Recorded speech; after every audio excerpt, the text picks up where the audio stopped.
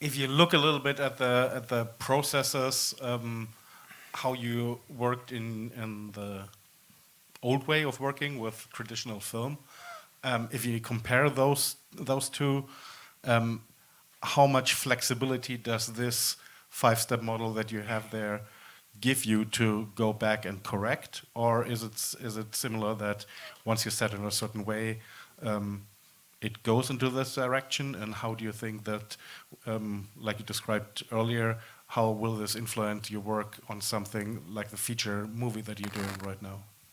The amazing thing is that you have immediate results with AI, and we hear sometimes that the American majors, they produce like whole pre-productions that cost millions, or they produce pilots that like the famous example, Game of Thrones. The pilot was scrapped, was never shown to the public, and like with the budgets that we have here and with the budgets that are in the current market realistic, that's absolutely not possible. So for me, that would be one of the big things that we can like take the ideas and bring them out there very quickly. And if they don't work, you either adjust them or scrap them, because the initial investment is much lower. And even just to find out, okay, could this visual work? Is there maybe a market for this? Bringing out trailers, productions. The cool thing is I edited so many trailers in the past that were obviously taken like from scraps of other movies, like these mood reels and sizzle reels, or however you want to call them. Obviously, I cannot release any of them because they're copyrighted material. The fantastic thing is here, I can like edit a trailer, put it out there, and see what the result is, like the feedback is. And it gives like an immediate indication. Obviously, you shouldn't take it too seriously, because social media is a fickle thing. And it's also, there's a huge noise, and the noise is only going to get more and more, because more people are going to realize, okay, I can actually create content. But on the other hand, that it's more like survival of the fittest, the best idea wins. And that's, for me personally, the biggest shift in my mind is that suddenly the people who are very good at like a certain craft lose power, and the people with the better vision, the better idea, gain power. So it's a huge shift towards the people with the best ideas. And that's something that I also want to tell all the students. In the end, like you don't need to know all the details about how everything works. Use the tools as a way to make your vision reality, and in the future, it will only become easier and easier, as we've seen, for example, if you tried out the Midjourney, the new Midjourney has a way to actually just talk to it, like give a language mode where you just talk. So you don't even need to be able to write prompts or anything. You just need to give it the feedback until it fits your vision, and it will continue in that direction all the way down. I will already ask you if any of you have questions out of the auditorium. Please raise your hands. I have one more question for you that connects a little bit to what Tobias was saying. You were mentioning this interesting nivellation between professionals and hobbyists or amateurs, and there are some of the gates of craft are a little bit crashing down or being stormed. How is it in the writing field? Or I would be interested also in how do your students react to the possibilities there? Is there like a pushback, or are they more interested in interacting with those tools? I think the biggest changes are happening in the self-publishing industry. So since ChatGPT released, there has been like a huge proliferation of I'll call it AI pulp.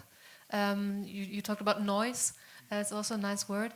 And I think it's especially hard for people that have been working in the self-publishing industry that weren't that how do you say, that hadn't like such a big fan crowd, or like were trying to build up their career, because now there are like so many books that have been released that are kind of similar, or books are being stolen, and also especially when it comes to the non-fiction area. So there has been like a lot of books that have been published that maybe someone announced and then a day after somebody published it via AI.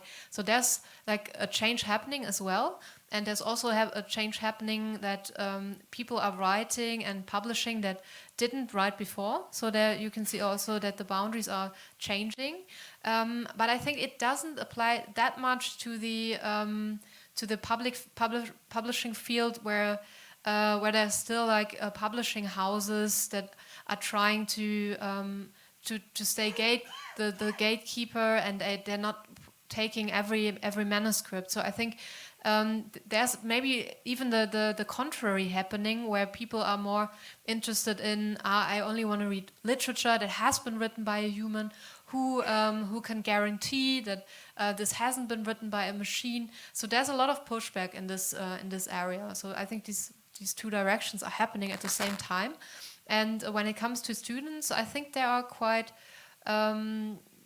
they're more like on a skeptic side as well, like pushing back, and they want to know a lot about these systems.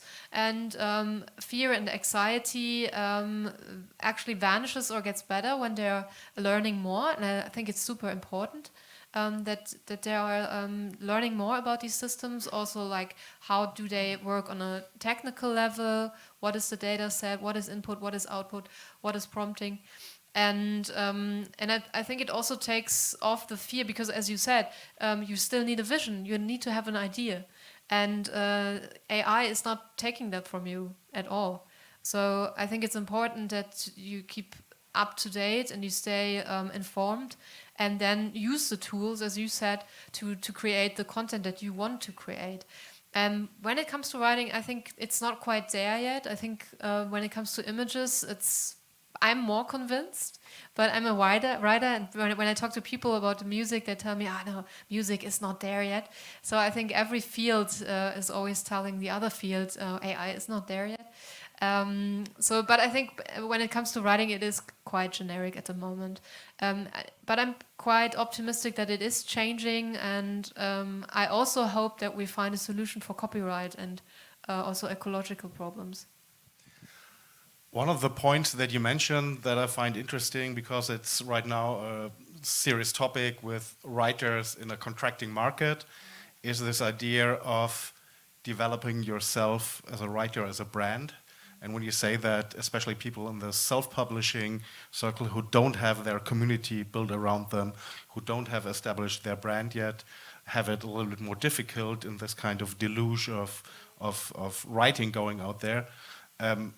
Do you have the idea, or maybe also to you, Tobias, that it becomes much more important for the audience to see the person behind it and connect to the person first and then to what they're creating? Or is it ideal an ideal that's under fire in terms of you try to connect to the person through the work they're creating? It's an interesting topic, especially when you think about the star system that we're still like very much connected to. Like if you look at any Hollywood movie at the Oscars, at all the Golden Globes and all that kind of stuff, and the on-screen and off-screen image of every single actor and actress is very important, as well as like the genius behind so many directors that deliver the next blockbuster in direction. And the question is, will AI make all of this obsolete? I think the answer is no. I think it's going to be a shift in different fields. I think there's also going to be film festivals in the future. There's also going to be like interesting actors, and we also want to know with whom they broke up and didn't break up, or like what they did on this event or that event. But that doesn't mean that there's not going to be whole sections of the film industry, the media industry, I have to say, that are being taken over by AI with what we imagine as the magic button, and it's going to be like a one-click, maybe even personalized experience for someone who just comes home from work and wants to watch anything and doesn't care about who's acting in it or something like that. But for like the drivers of people buying cinema tickets, for example, I think it's still going to be important in the future who made it and who is acting in it. do you think that in the book market that is something that is already there? Because if you look at the numbers, it's very hard for a lot of people to survive, even if they're successful writers or authors. Something similar, if you look at the US right now, happening with writers for TV or for film, that it becomes sometimes very hard to survive on what's being paid there. So is there this need to stand out not only by what you're doing, but also how you're perceived? Yeah, of course. I think it's the same, and I think it already changed years ago, like with social media and building up personal brands. I think this is now even more important, that people want like a real like a real person. It doesn't have to be a human being. I mean, you could also create an AI brand that's working, but probably there's still people that are creating that brand, and it's just a character. But I think especially the book market, the numbers are so bad. So you kind of need to write a bestseller to pay your rent at all. And so I think especially these AI-powered books are not really helping, because sometimes when I'm pessimistic, I'm like, okay, then there are like a lot of writers that are not going to be needed anymore if you take a look at those genres. And at the same time, you need like, I think there's this need by also people that are super interested in language and in books as a print medium as well, and they want like experiences by humans. And even if they are using AI tools, because I think this is normalized already, they still want that that connection with that person, and I think it's going to be super important. At the same time, it also leads to people being influencers, being asked by literary agencies, don't you want to write a book? And so, yeah, things are changing, the market is changing, and but I still believe that at some point the content that you are creating and the vision that you have is like the most important thing. And when you are lucky and you are published at the right time, then maybe you are going to receive like all this attention. One round, we have 2 questions over there, and I give up my mic. Okay, who had their hands up? Okay, there we go. Wait, I'm gonna come around. No worries. Thank you. I don't know if it's really true. I heard that if the source for an open AI is AI itself, it somehow gets more stupid and degenerates. So does this mean that like open source AIs, there's just a window for them where we can use them, like a time window for the next 5 years, and then they're just too stupid? Or do you know anything about that? I think it's a good question. You're talking about this model collapse. So there are some people who are predicting that, as you said, exactly, the systems are losing their capabilities of creating content because they're being trained with these noise and pulp texts. I personally feel like that it maybe is going to happen, but I feel like we tech companies are already very aware of that fact. And I always keep hearing that they are like hiring writers to create like quality text data sets. I never really found anyone that confirmed that. So I think it's kind of a rumor. Yeah, you're nodding. No, I actually have a friend who's writing okay, like it's. And they're literally being paid by hour of writing, and just to create quality content and replies to certain questions, which so they then have to obviously sign off that this data that they're creating is being used to train the AI. But it is one approach of very many, I think, to improve the quality of the models in the future. And so far, there were so many problems that they had to deal with to come as far as they are today. I'm very sure they're going to find out some way to deal with it, and just be it to outsource like the whole thing to an African country. Thanks.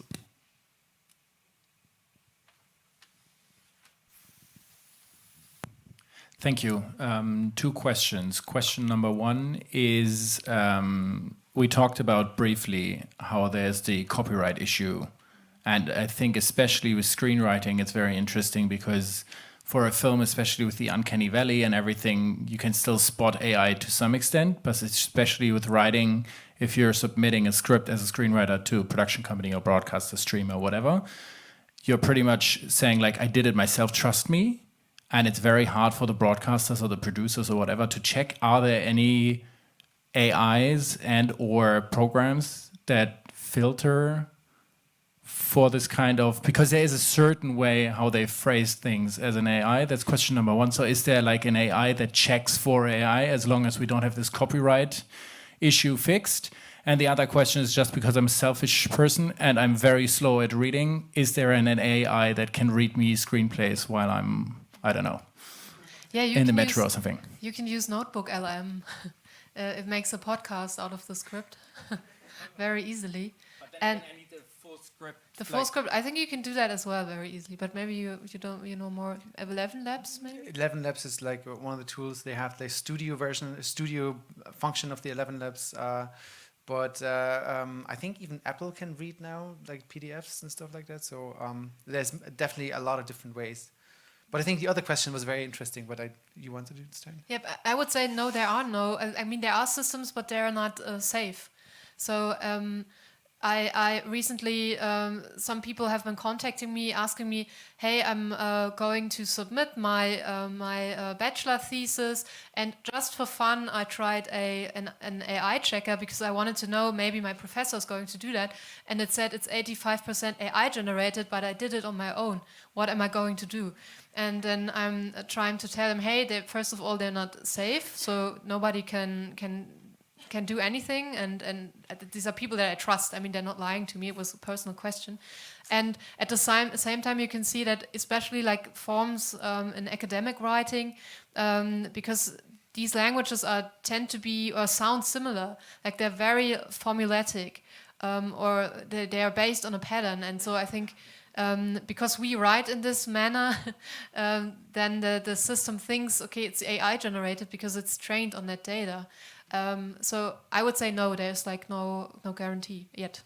I also don't think so. There's currently no tool that I would trust to determine if a text was written by AI or not.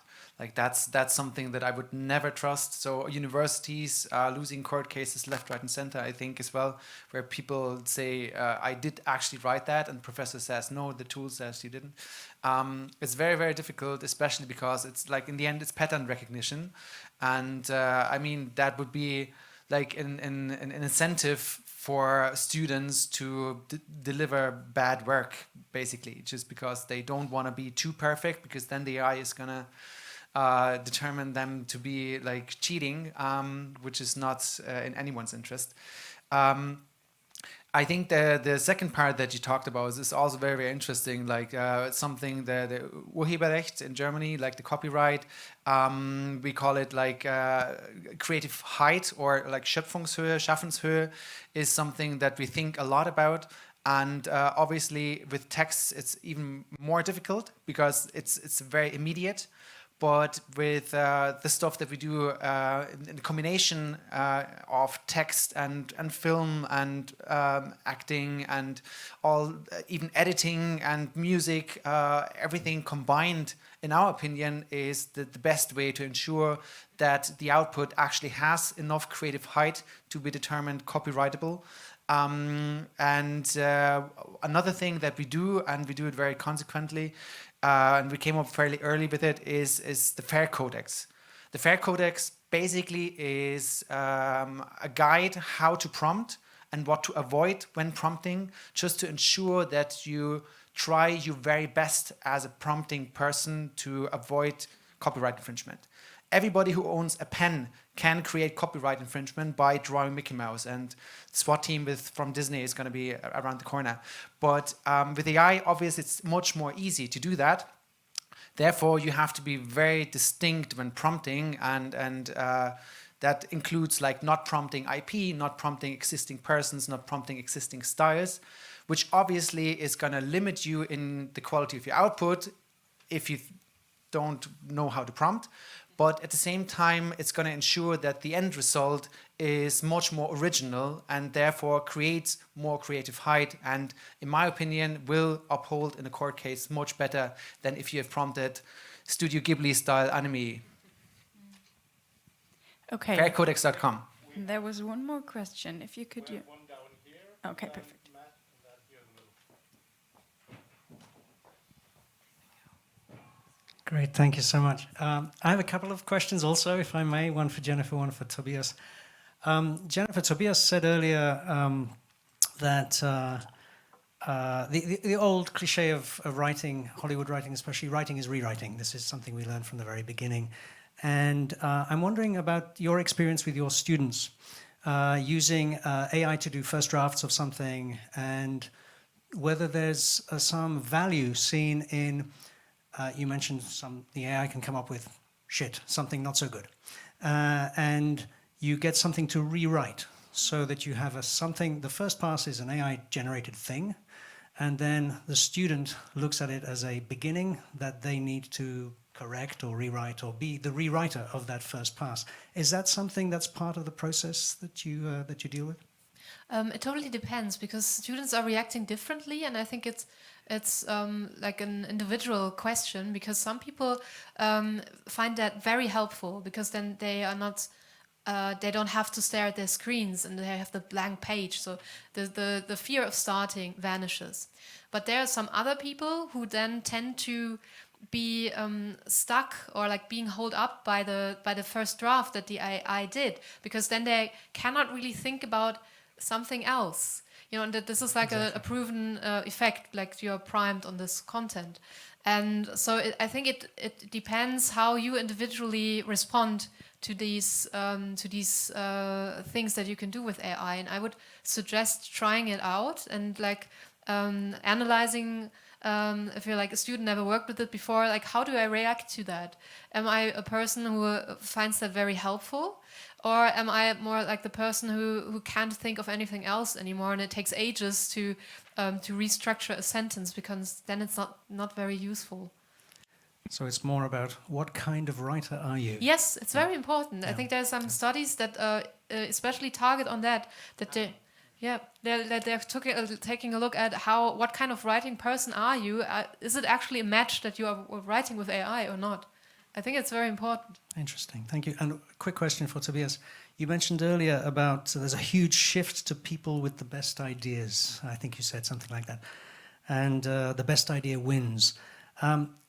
What is winning in that context? Is it the market signal from social media? What does it mean that the best idea wins? That very much depends on what your approach is to winning, because in the end, of course, we can easily say, okay, the best clicked TikTok video is winning if you want to become like an influencer. But at the same time, if your goal is to create a cinema bus and sell tickets, that is a very different approach. Or if you want to, even in the cinematic space, if you want to like convince critics or like win festivals, it's a very different approach to I want to like create a film that a lot of people are going to watch. And so depending on what approach you're choosing, winning could also be just, and that's something that I feel the older I get is more valuable, satisfying your own creative needs, like just like expressing yourself creatively, which sometimes coincides with having success in the regular space, but like AI as a way for people to express themselves who have never expressed themselves in their life is something that is also really, really valuable, especially in this age where we become more and more entrenched with all kinds of content that's influencing us from all kinds of sides. So if I understand you correctly, when you say there's a huge shift to, or will be a huge shift to people with the best ideas, what is shifting depends on what you think is a good idea. I think what's shifting is that the power is shifting. So basically, currently, if you have a good idea as a writer, the chance of your idea actually making it to a cinematic production and on screen, for example, if you want to go that road, is extremely, extremely rare. So As a producer, I developed scripts, and even though I was in a fairly well-known production company with a lot of money to invest into writers and scripts and concepts and pitch decks and connections to all the kind of production companies out there, and who has a track record and knows all the people in the industry and is able to approach them directly, even then it was really heartbreaking sometimes that from the fantastic idea, even if you made it through all those steps, it's like Kafkaesque, I'm telling you. It's really depressing sometimes that you spend years developing a story, putting all you love, your life into it, and then somebody has a bad day and in the decision process says, sorry, no, that's not something we're looking right now for. And the amazing thing about the AI is that in the end, you can skip all of these steps, and with your idea, and that's something that's already possible right now. With the idea, just get it out there. Just get it out there directly. And obviously that has huge implications about the whole distribution process. And to be very honest, I don't think the distribution process as we know it today will be the same once the general public realizes how easy it is to get the ideas out there. So I think there's going to be a huge change. And obviously the people industry have to figure out how to still make money from creating content in the future. But generally, I do think that the people with the best ideas now have the best chance ever to get this idea out to a lot of people very quickly. Interesting, thank you. Okay, I think we have 2 more questions. So, hello? Okay. So this is all very interesting, and I want to keep going a little bit deeper here because just recently YouTube became, or it was announced that YouTube is a bigger media company than Disney, and for a long time Disney was. So it's like we're moving into this kind of online creator type of economy. Hollywood is losing its influence, and big actors are not as relevant for like Gen Z and younger, like teenagers and early 20s. And so now it's like influencers are more, I guess they have more cachet, or they're just more interesting and more followed. And then so, and then you say like the best ideas win. So I guess I'm still trying to formulate my question here, by the way, but like let me just set it up.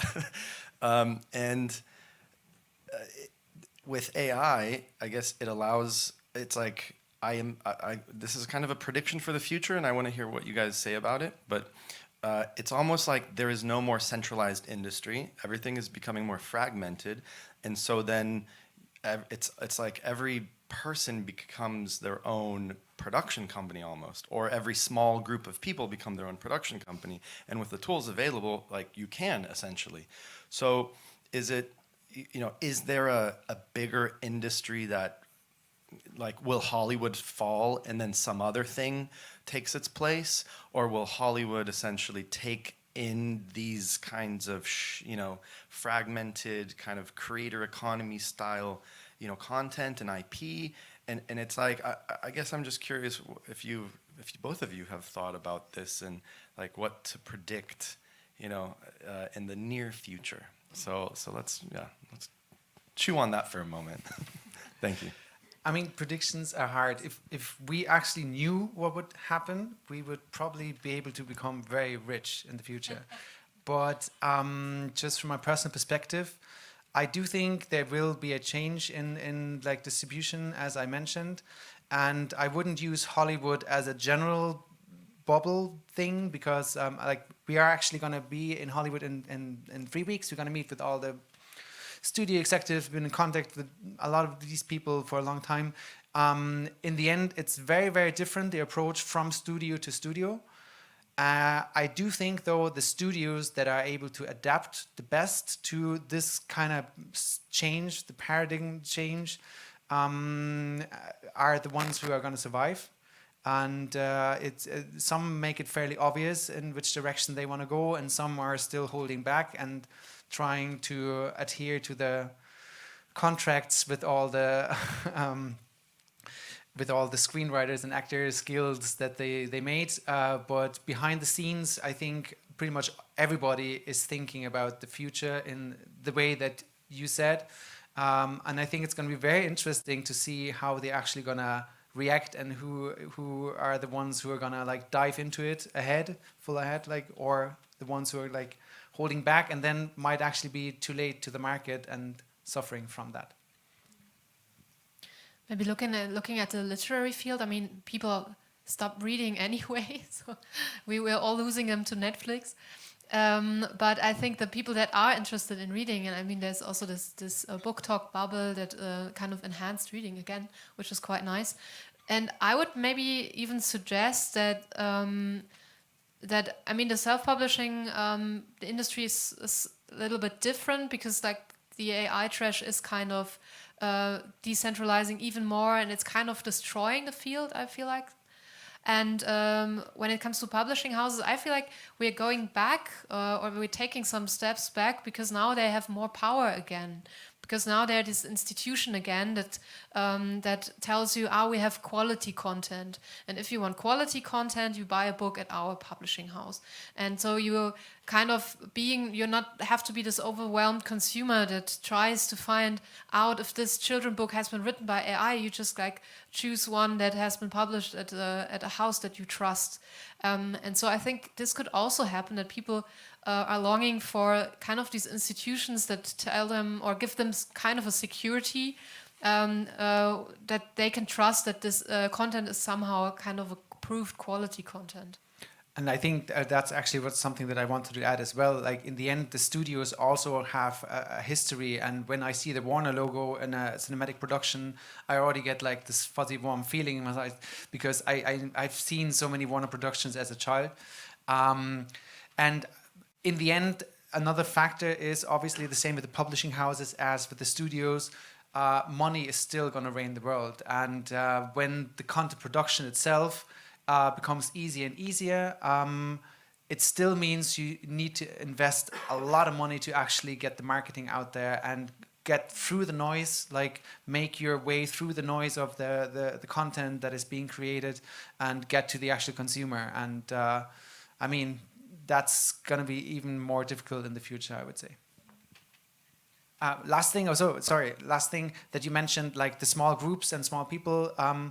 I also think that at the time, I remember the discussion that YouTube was the death of cinema, because now everybody can make their own cinematic films at home, and still we're sitting in a cinema that is survived, and we're watching cinematic productions. So I do think a certain amount of movies, especially the temple productions, are going to be surviving even long in the future. I think we're a little bit running out of time, so one super quick question. Yeah.